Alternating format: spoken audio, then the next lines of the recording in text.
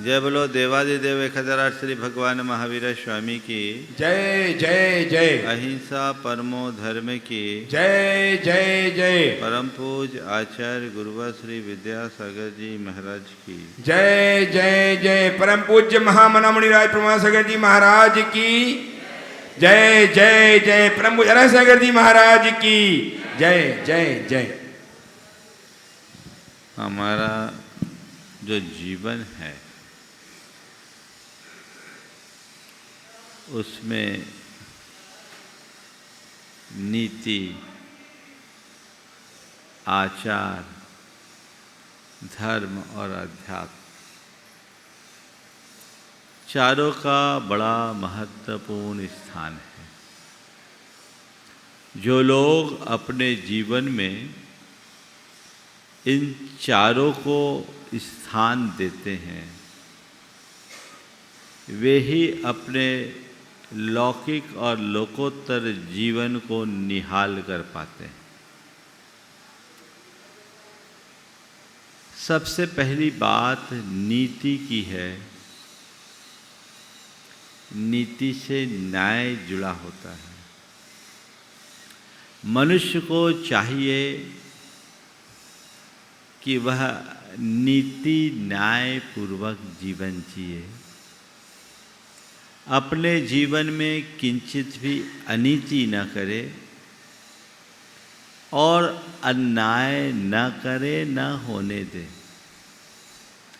अनीति और अन्याय से दूर रहना मनुष्य का पहला कर्तव्य है और नीति और न्याय पूर्वक चलना उसका परम धर्म।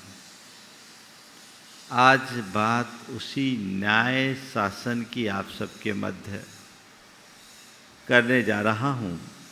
लगभग 6 दिन के अंतराल के उपरांत आज पुनः आप सबके मध्य मुखातिब हुआ हूँ। सवाल जीवन में नीति का है, सवाल जीवन में न्याय का है। नीति का पालन हर कोई करता है, पर न्याय हमें कोई और देता है, कोई और करता है। संत कहते नीति और न्याय के पथ पर चलो। तुम अपने जीवन में कभी किसी प्रकार की अनीति का कोई कार्य मत करो और न ही किसी के साथ ऐसा अन्याय करो जिससे कि सामने वाले को तुम्हारे प्रति न्याय की गुहार मांगनी पड़े। अनीति और अन्याय इन दोनों से बचो। हम लोगों को जीवन के प्रारंभिक दिनों से यही उपदेश और मार्गदर्शन दिया जाता है। हम उस परंपरा में पले बढ़े लोग हैं जहाँ बचपन में एक कहा जाता था, सत्यम वद धर्मम चर। सत्य बोलो और धर्म का आचरण करो। नैतिकता को अपना परम आदर्श मान करके चलो। लेकिन आज जब लोगों के जीवन में झांक कर देखते हैं तो लोग सत्य को तो खूंटी पे टांग के रखते हैं। धर्म भी व्यक्ति के केवल पूजा स्थलों तक सीमित होकर के रह जाता है। सत्य जो उसके आचरण में प्रतिष्ठित होना चाहिए और धर्म जो उसके व्यवहार में झलकना चाहिए, दोनों का नितांत अभाव दिखता है। नतीजा नीति न्याय पूर्वक चलने वाले मनुष्य के जीवन में घोर अनीति और अन्याय दिखती। मैं आज बात करने जा रहा हूँ नीति और न्याय की। और ये कहाँ से कहाँ तक। घर में नीति और न्याय करो, परिजनों के साथ नीति और न्याय पूर्वक चलो, समाज में नीति और न्याय के साथ चलो और धर्म क्षेत्र में भी नीति और न्याय का ख्याल रखो। घर में नीति न्याय, परिजनों के साथ नीति न्याय, समाज में नीति न्याय और धर्म क्षेत्र में नीति न्याय। ये चारों जगह हमें इनका ध्यान रखना चाहिए। सबसे पहली शुरुआत घर से हम करते हैं। आप देखिए घर में नीति और न्याय की क्या व्यवस्था है। आप अपने घर में ये बात सुनिश्चित तौर पर कह सकते हैं कि मेरे घर में कोई भी अनीति और अन्याय को स्थान नहीं है। हम अपने घर में ऐसी व्यवस्था सुव्यवस्थित कर चुके हैं कि हमारे घर में किसी प्रकार का कोई अनैतिक कर्म नहीं होता, हमारे घर में किसी के साथ कोई अन्यायपूर्ण व्यवहार नहीं होता। क्या आप यह बात सुनिश्चित तौर पर कह सकते हैं? शायद नहीं। मतलब मूल में ही भूल है ना। घर में अनीति है, घर में अन्याय है, आपका दृष्टिकोण क्या है? जैसे तैसे काम बनाना या सही तरीके से काम करना। नीति कार्य को संपादित करने की प्रेरणा देती है, लेकिन जैसे तैसे नहीं, सही रीति से। कोई भी काम आप करें, एक तो सही रीति से करते हैं और एक तिकड़म लगा करके करते हैं। जब हम तिकड़म के साथ कोई काम करते हैं तो वो कार्य हमारे लाभ का कारण भले हो जाए, पर औरों का नुकसान हो जाता है। संत कहते हैं वह कार्य कतई करणीय नहीं है जिससे किसी दूसरे को तकलीफ हो। किस नीति का पालन करते हैं? हमारा उल्लू सीधा होना चाहिए, बाकी सामने वाले का जो हो सो हो। ये जो सोच है, ये सोच पूरी तरह से अनीतिपूर्ण है। अनीति में कई चीज़ें आती है। धोखा, छल, विश्वासघात, प्रवंचन, कुचक्र, ये सब अनीति के कारण है, अनीति की पर्याय हैं। आप ये सुनिश्चित कीजिए कि मेरे घर में एक दूसरों के प्रति पूर्ण विश्वास है। कोई किसी के साथ धोखा नहीं, कोई किसी के साथ विश्वासघात नहीं, कहीं किसी के साथ छल नहीं, किसी के साथ किसी प्रकार का कुचक्र नहीं। ये सुनिश्चित कर सकते हैं क्या? अगर आप गहरे उतरोगे ना तो पाओगे कि अपनों से ज़्यादा छिपाते हो गैरों से बाद में। अब तो पति और पत्नी को भी एक दूसरे की पूरी बातों का पता नहीं होता। बाप बेटे के बीच भी ऐसा ही चलता है। और एक दूसरों के साथ इस तरह का छलपूर्ण व्यवहार करने की जो वृत्ति है वो मनुष्य को नीचे ले आती है। एक शब्द आता है ट्रांसपेरेंसी, पारदर्शिता। आप ये सुनिश्चित कीजिए कि आपके जो घर परिवार की व्यवस्था है उसमें पारदर्शिता है या नहीं। जब मनुष्य के मन में सरलता होती है, सत्यनिष्ठा होती है, एक दूसरे के प्रति भावनात्मक जुड़ाव बढ़ता है, संबंध अच्छे बनते हैं, तो पारदर्शिता प्रकट होती है। और उस पारदर्शिता के कारण फिर किसी प्रकार का दुराव छिपाव होता ही नहीं है। लेकिन इसकी जगह जब स्वार्थपरता हावी हो जाती है और मनुष्य हर बात में अपने अहम को सामने लाकर खड़ा कर देता है, तो जीवन का संपूर्ण ताना बाना छिन्न भिन्न हो जाता है। ये सुनिश्चित कीजिए कि हम कर क्या रहे हैं।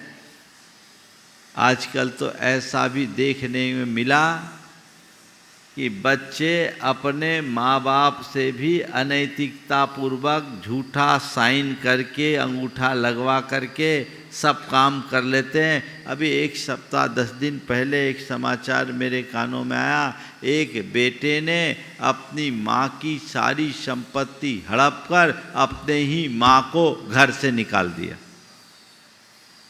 अब बोलिए ये क्या है? ये धर्म है या अधर्म? ये अनीति है कि नहीं, अन्याय है कि नहीं? घर में ही अगर ऐसी अव्यवस्था होगी तो आगे क्या होगा? अपने घर वालों के साथ इस तरह की अनैतिकतापूर्ण कृत्य जीवन में कभी नहीं होना चाहिए। और जो ऐसा कर्म करता है वो महान पाप का भागी होता है। ऐसा जीव दुर्गति का पात्र बनेगा, कई जन्मों में अनाथ होगा। व्यक्ति जब अपने अल्पकालिक लाभ को सामने रख करके चलता है तब ऐसी दुर्वृत्तियां हावी होती है और उसके परिणाम हम सबके सामने इस तरह घटित हो जाते हैं। संत कहते हैं हमेशा अल्पकालिक लाभ को देखने की जगह दीर्घकालिक हितों का ख्याल करो। जो मनुष्य दीर्घकालिक हितों का ख्याल करते हैं वे अपने अल्पकालिक लाभ को छोड़ देते हैं, क्योंकि उसके दूरगामी परिणाम अच्छे नहीं हैं। जिसका परिणाम अच्छा नहीं वो प्रयत्न भी नहीं करना चाहिए, उस तरफ हमारी दृष्टि भी नहीं होनी चाहिए।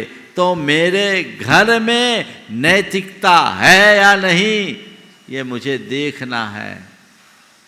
मैं थोड़ा और नीचे उतरूं, आप अपने प्रति ईमानदार हो कि नहीं पहले ये देखो।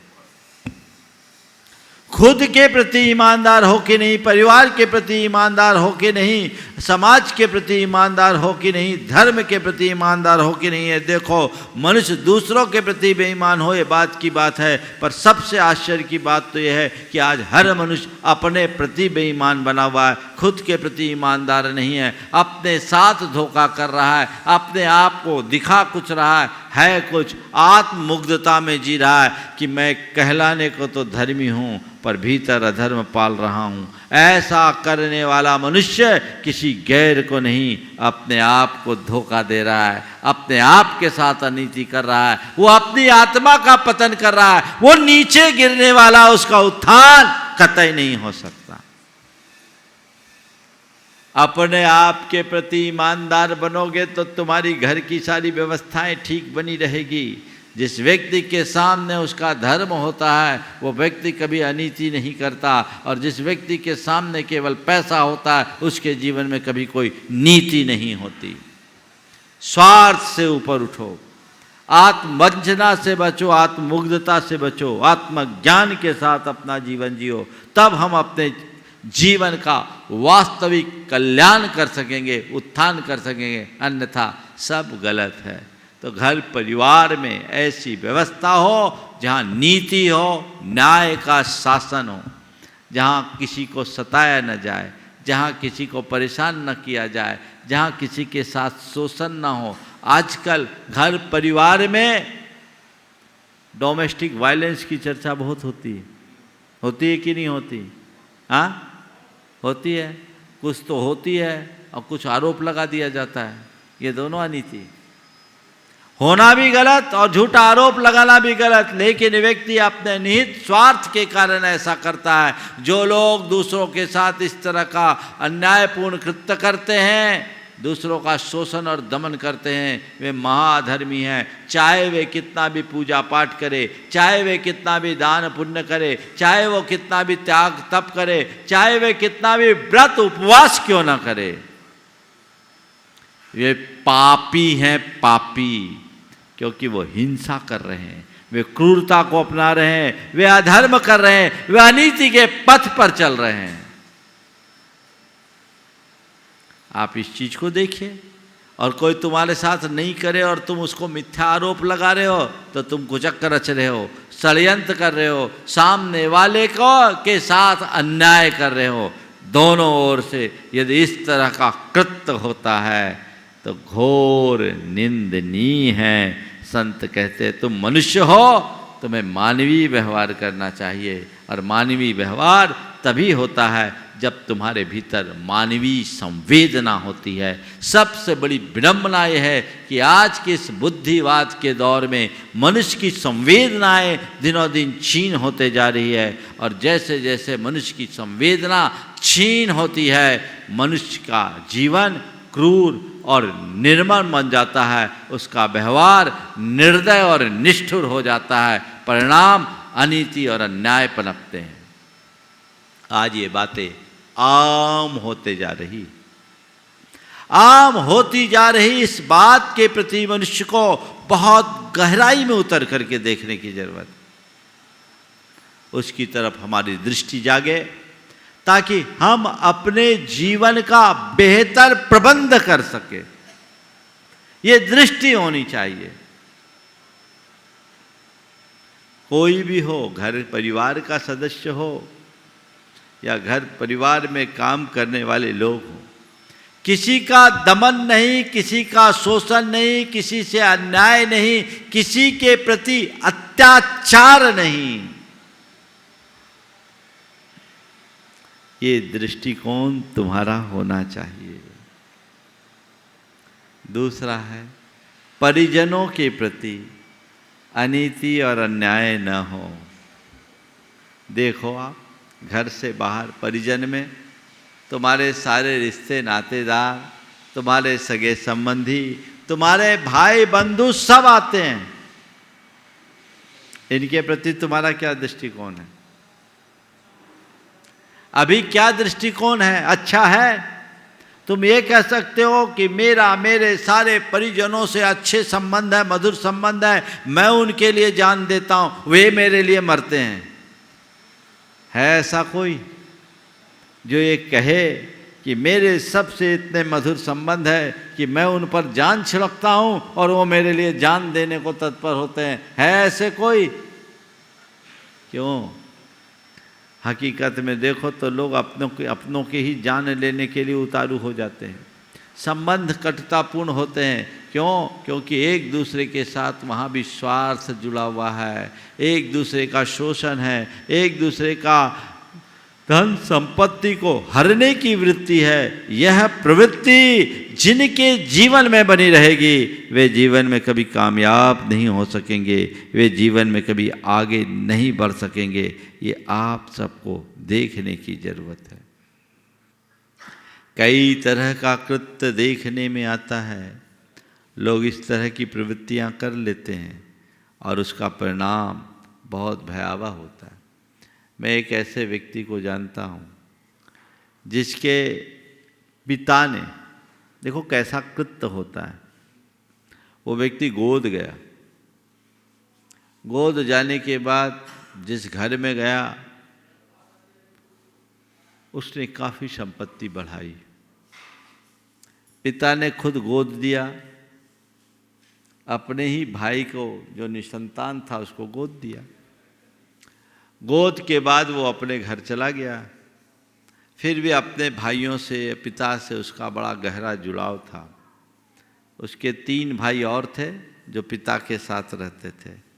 पिता पुत्र मोह में फंस गया, पुत्र मोह में फंस गया और अपने बेटे को उसकी आज्ञाकारिता और विनीतता का दुरुपयोग करते हुए कई तरीके से बहलाकर फुसलाकर उसकी सारी संपत्ति अपने बेटों के नाम करा दी।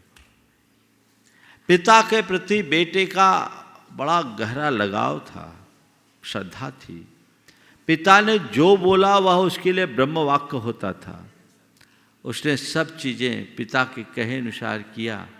बोला बेटा हम सब तो एक ही हैं।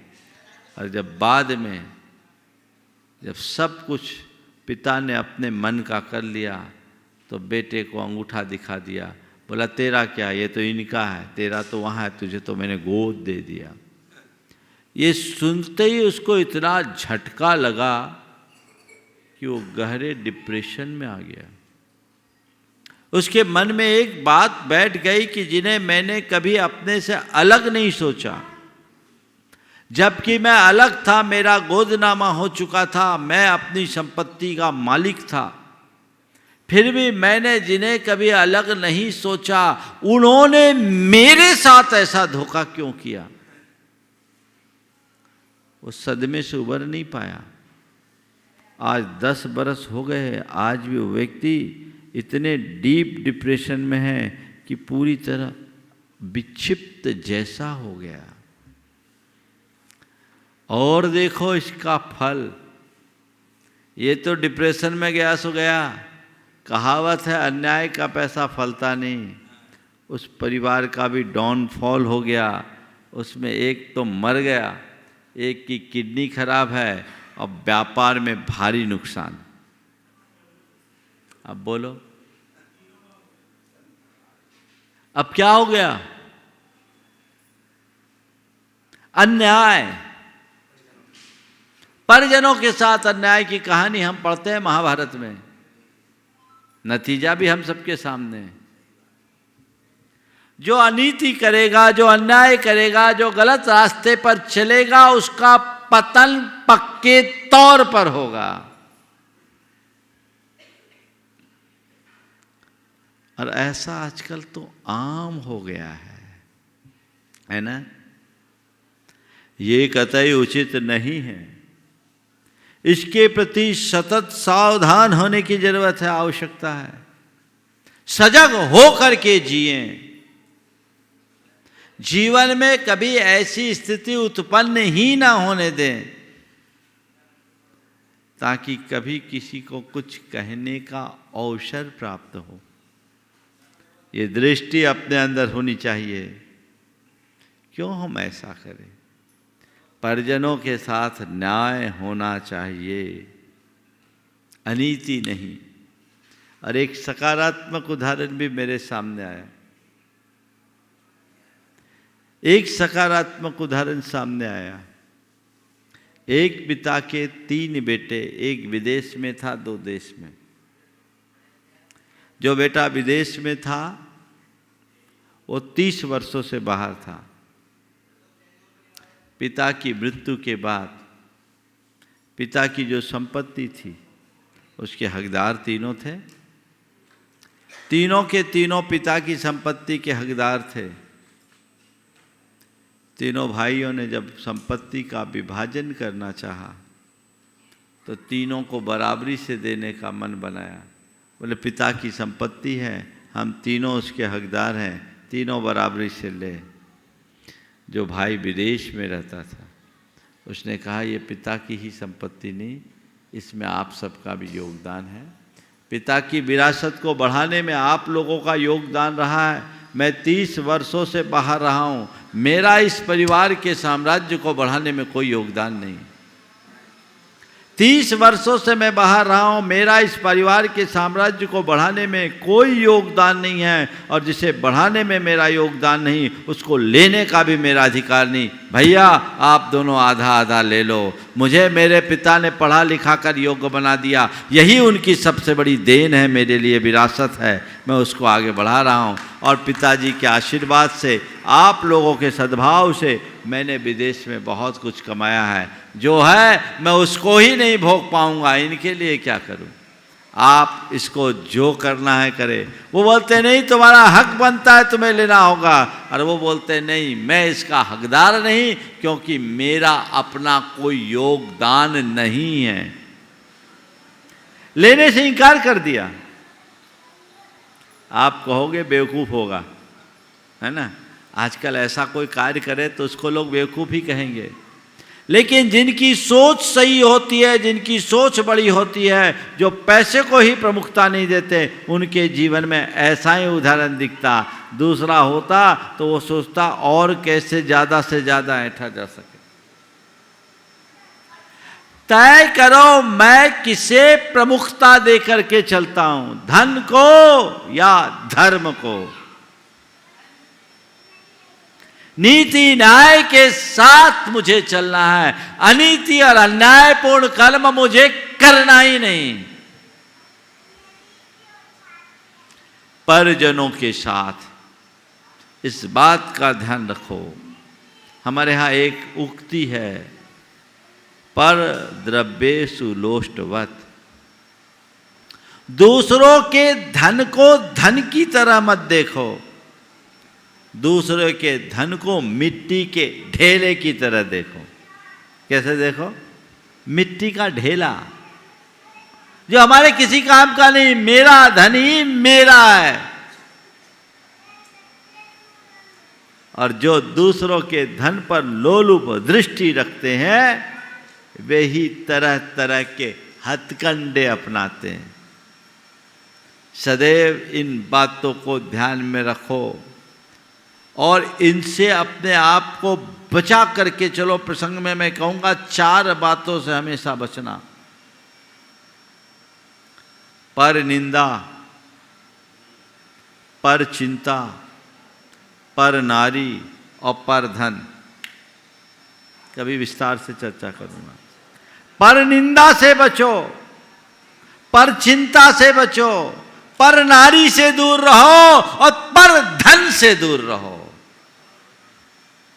यही तुम्हें अनीति के रास्ते पे ढकेलने वाले हैं। इनसे बचोगे तभी अपने आप को सलामत रख सकोगे। यदि इनसे नहीं बच पाए तो पतन सुनिश्चित, इसे कोई रोक नहीं सकता। आगे बढ़ करके चलने की जरूरत है। आजकल एक सज्जन अभी कुछ दिन पूर्व मेरे पास आए। उनके बेटे की शादी हुई, बहू मां 3 दिन रही और 80 वर्ष की मां तक पर केस कर दिया गया, डाउरी और तरह तरह के। और पता लगा जिस लड़की से शादी हुई उसकी बड़ी बहन का भी ऐसे ही डाइवोर्स हुआ। अंत में सेटलमेंट करके वो भी अपने ससुराल गई, थोड़े दिन रही और मोटा रुपया ऐंठे। वो बेचारे जमानत लेकर इधर के चक्कर में पहले तो फिर अभी जमानत पे चल रहे हैं। बोले महाराज जी धौंस आती है कि उलझा देंगे, कानूनी जटिलता भी है, पैसे की डिमांड। देखिए दहेज मांगना महान पाप है। मांगना देना लेना ही मेरी दृष्टि से गलत है। उत्पीड़न कतई नहीं होना चाहिए। पर यदि कोई ऐसा फर्जी केस करता है तो आप कल्पना कर सकते हैं ये कितना बड़ा पाप है। जिसके घर तुमने अपनी बेटी दी वंश की वृद्धि के लिए और उसके लिए ही इस तरह के मिथ्या आरोप लगाकर ऐसा कुकृत्य करना कहां तक उचित है उचित? सर्वथा अनुचित है ना? ये दृष्टि तो अपने अंदर जगाओ। लेकिन जब मन में छल आता है, अनीति आती है, तो मनुष्य इससे भी निम्न स्तर पर आ जाता है। इससे हमें बचना है। समाज में अनीति और अन्याय से बचो। तुम जिस समाज में रहते हो एक सभ्य समाज है। तुम्हारा ये कर्तव्य होना चाहिए कि समाज में रहते हुए मैं स्वपर हित के साथ जीऊं। समझ गए? समाज क्या है? पता है समाज किसको कहते हैं? समाज किसको कहते हैं? व्यक्तियों के समूह को नहीं। समाज व्यक्तियों के उस समूह का नाम है जहां परस्पर की संवेदना भी हो। संवेदना नहीं तो झुंड है। एक शब्द है समझ और एक शब्द है समाज। एक शब्द है समझ, एक शब्द है समाज, एक शब्द है भशन और एक शब्द है भाषण। दोनों में केवल एक मात्रा का अंतर है, लेकिन अर्थ में महान अंतर है। समझ का अर्थ मालूम क्या होता है? पशुओं के झुंड को समझ कहते हैं और मनुष्यों के समूह को समाज। अगर तुम हो और एक दूसरे के प्रति सद्भाव नहीं, संवेदना नहीं, तो वो समाज नहीं, समझ है, केवल समूह है, झुंड है। और भसन और भाषण, भसन का मतलब होता कुत्ते के द्वारा भौंकना। कुत्ता भौंकता उसको भसन बोलते हैं और आदमी बोलता उसे भाषण बोलते हैं। समझ गए? तो ये अंतर है दोनों का। हाँ, दोनों का अंतर ये है। हमारे अंदर ये होना चाहिए कि हम सामाजिक सद्भाव को आगे ले करके चले, जिससे जीवन में समरसता हो, एक दूसरे के हितों का ख्याल रख करके चले।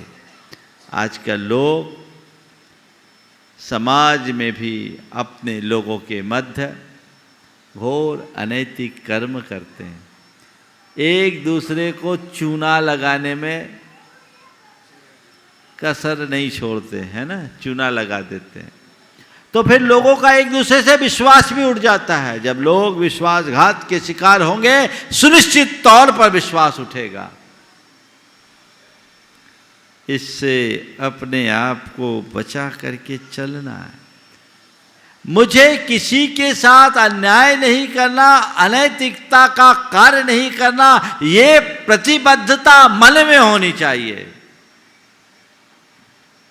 तुम धर्म के क्षेत्र में आगे करो, कुछ करो न करो कोई बात नहीं, पर ध्यान रखना अनीति और अन्याय से बचना ही तुम्हारा पहला धर्म है, क्योंकि अनीति अन्याय अधर्म है।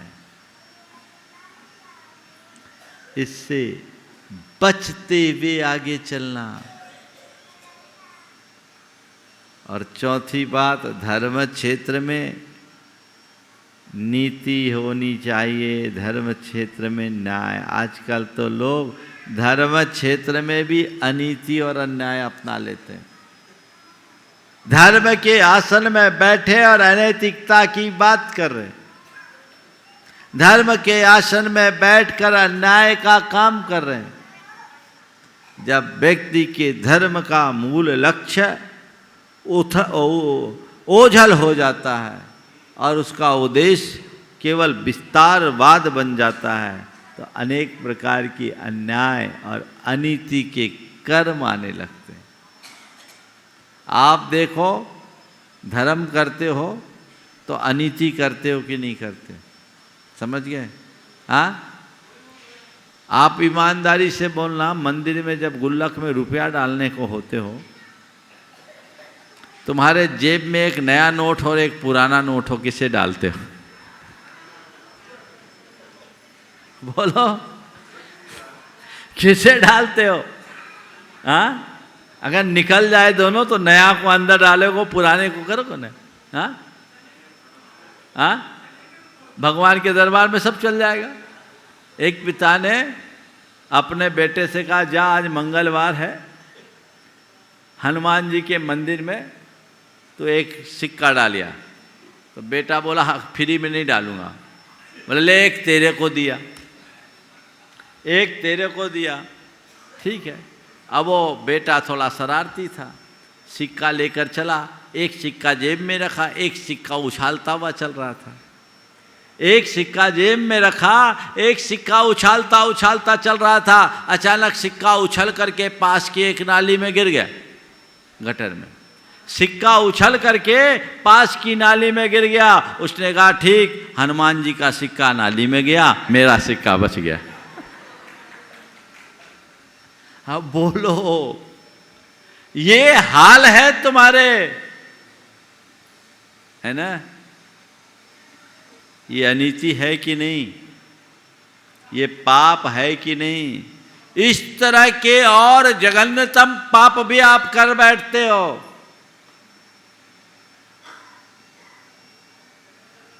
आप लोग गीत गाते हो ना, कसमे वादे प्यार वफा, बातें हैं बातों का क्या, देते हैं भगवान को धोखा, इंसानों का क्या, है ना? देते हैं भगवान को धोखा, इंसानों का क्या, ऐसी लाइन है ना। हाँ, इंसानों का, हाँ, देते हैं भगवान को धोखा, इंसानों का क्या छोड़ेंगे। तो ये ऐसा ही होता है। एक कहानी याद आ गई, 2 मिनट में उसे पूरा करता हूँ। और मनुष्य की मनोवृत्ति का उदाहरण उससे प्रकट होगा। एक किसान था, भगवान का बड़ा भगत था, तो उसने भगवान की आराधना की क्योंकि 3 साल से सूखा चल रहा था, घर में कुछ नहीं था, हाल बेहाल था। उसने भगवान से कहा, भगवान कुछ मदद करो। भगवान ने कहा ठीक है, मैं मदद को तैयार हूँ, बता तुझे क्या चाहिए। तो भगवान, बारिश नहीं हो रही, फसल चौपट हो रही। बोले देख, मैं सब व्यवस्था करूँगा पर फ्री में नहीं करूँगा। बोले भगवान बोलो आप क्या चाहते हैं। बोले एक काम कर, तो मेहनत करना, बीज बोना, मैं प्रकृति को संभालूंगा, समय पर पानी बरसाऊंगा, पर एक शर्त है, जो फसल आएगी आधा आधा। ठीक है भगवान, आधी फसल आपकी, आधी फसल मेरी, भगवान से साझेदारी हो जाए, इससे अच्छी बात क्या। भगवान आप बताओ, आप ऊपर की फसल लोगे कि नीचे की। भगवान आप बोलो, आप ऊपर की लोगे कि नीचे की। भगवान ने कहा ठीक है, ऊपर की फसल मैं लूँगा। तो ठीक है भगवान, नीचे की फसल मेरी, ऊपर की आपके। बोले ठीक। उसने बीज बोया, जबरदस्त बारिश हुई, प्रकृति बिल्कुल अनुकूल हुई, बम्पर फसल आई। तय समय पर जब फसल कटने की बारी आई, भगवान आए। भगवान ने भी लहलाती फसल देखकर बिल्कुल प्रसन्न हो गए। पूछा बोलो भाई क्या है। बोले भगवान ये बताइए, आपकी कौन सी फसल, आपने क्या कहा था। बोले ऊपर की फसल मेरी। ठीक है भगवान, ऊपर की आप ले लो, नीचे की मैं ले सकता। हाँ ले लो। जब भगवान खेत में देखे तो भौचक्क रह गए, क्योंकि उसने मूंगफली बोया था। फसल पूरी इसको, घास फूस भगवान को। भगवान ने कहा तो बड़ा गड़बड़ है। बोले देख भाई, इस बार तूने धोखा दे दिया, अगली बार मैं नीचे की फसल लूँगा। बोले ठीक है महाराज, ऊपर की हम ले लेंगे। बोले हाँ ठीक है। फिर आए भगवान टाइम पर, फसल तो बहुत तगड़ी थी, देखा तो भगवान भौचक्क रह गए, क्योंकि उसने ज्वार बोए थे। ज्वार के सिट्टे ऊपर थे। बोले भगवान ऊपर ऊपर के सिट्टे मेरे, बाकी फसल आपकी। ने फिर चकमा दिया इसने। बोले देख, अब की बार नहीं चलेगा, अब की बार मैं ऊपर की भी लूँगा, नीचे। बोले जो मालिक आप जैसा कहो हम वही करेंगे। फिर आए भगवान, बोले ऊपर की भी लूँगा, नीचे की। बोले महाराज ऊपर और नीचे की ले लो, बीच की मुझे दे दो। बोले ठीक है ले लो। भगवान खेत पर गए तो देखे भौचक्क रह गए, क्योंकि उसने मक्का बोया था, ऊपर नीचे की फसल उसकी, बीच का मक्का उसको। ये मनुष्य की मनोवृत्ति है, इसलिए कहते देते हैं भगवान को धोखा, इंसान को क्या छोड़ेंगे। ये तुम्हारी मनोवृत्ति को दर्शाता है। जब तक इन बातों पर गंभीरता से विचार नहीं होता, तब तक हमारे जीवन का पथ प्रशस्त नहीं हो सकता। हम न्याय शासन से चले। बहुत अच्छा सूत्र है, पूर्ण विचार करो, किसी की ओर मत झुको, निष्पक्ष होकर नीतिज्ञ जनों की सम्मति लो। न्याय करने की यही रीति है। समय आप सबका हो गया, यहीं पर विराम। बोलिए परम पूज्य आचार्य गुरुवर श्री विद्यासागर जी महाराज जी की जय जय जय।